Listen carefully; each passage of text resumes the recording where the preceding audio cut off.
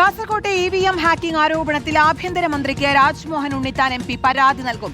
നാളെ ജില്ലയിലെത്തുന്ന മന്ത്രി രമേശ് ചെന്നിത്തലയ്ക്ക് നേരിട്ട് പരാതി കൈമാറാനാണ് തീരുമാനം.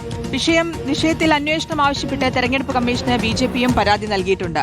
ആരോപണ വിധേയരായ കലക്ടർ മാഹിൻ ഹാജിയും K നീലകണ്ഠനും വിഷയത്തിൽ ഇതുവരെ പ്രതികരിച്ചിട്ടില്ല.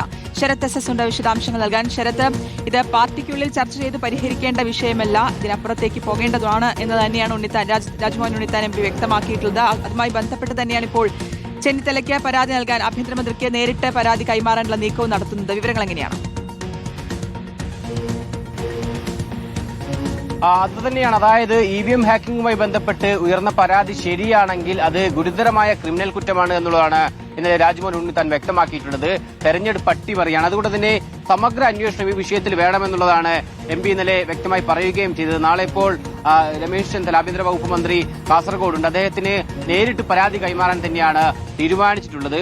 സംഭവത്തിൽ എന്തായാലും സമഗ്രമായ അന്വേഷണം വേണമെന്നുള്ളത് തന്നെയാണ് MPയുടെയും നിലപാട്. അതായത് ഇത് കേവലം പാർട്ടിക്കുള്ളിൽ ചർച്ച ചെയ്യേണ്ട വിഷയമല്ല, അങ്ങനെ പരിഹരിക്കേണ്ടതല്ല എന്നുള്ളതാണ് MP വ്യക്തമാക്കിയത്. എത്ര ഉന്നതനായാലും കുറ്റക്കാരെ ശിക്ഷിക്കപ്പെടണമെന്നുള്ളതും MP ഇന്നലെ പ്രതികരണത്തിൽ വ്യക്തമാക്കുകയും ചെയ്തു. കാസർഗോഡ് കോൺഗ്രസ് നേതാവായ VM ജമാലിനെതിരെയാണ് ഇത്തരത്തിൽ പരാതി ഉയരുന്നത്. ഈ പശ്ചാത്തലത്തിലായിരുന്നു MPയുടെ പ്രതികരണവും വന്നത്. എന്തായാലും EVM ഹാക്കിംഗ് ഇത്തരത്തിൽ BJP പദ്ധതി ഇടുന്നുണ്ട്, അത് തടയിടാൻ തന്റെ അടുത്ത് മറ്റൊരു പദ്ധതിയുണ്ട് എന്ന് പറഞ്ഞായിരുന്നു ഈ ജമാൽ പണം തട്ടി എന്നുള്ളതാണ് പരാതിയിൽ പറയുന്നത്. കാസർഗോഡ് UDFന്റെ നേതാക്കൾ തന്നെയാണ് കോൺഗ്രസ് നേതൃത്വത്തിനൊപ്പം UDF സംസ്ഥാന നേതൃത്വത്തിനും പരാതി നൽകിയിട്ടുള്ളത്.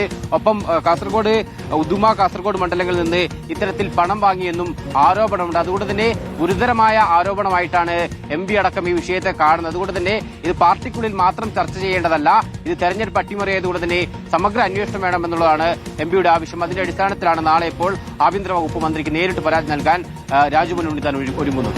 ഓക്കെ, വ്യക്തമാണ്. നാളെ ആഭ്യന്തരമന്ത്രിക്ക് പരാതി നേരിട്ട് കൈമാറാനാണ് രാജ്മോഹൻ ഉണ്ണിത്താൻ MPയുടെ നീക്കം. ശരത് SS ആണ് വിശദാംശങ്ങൾ നൽകിയത്.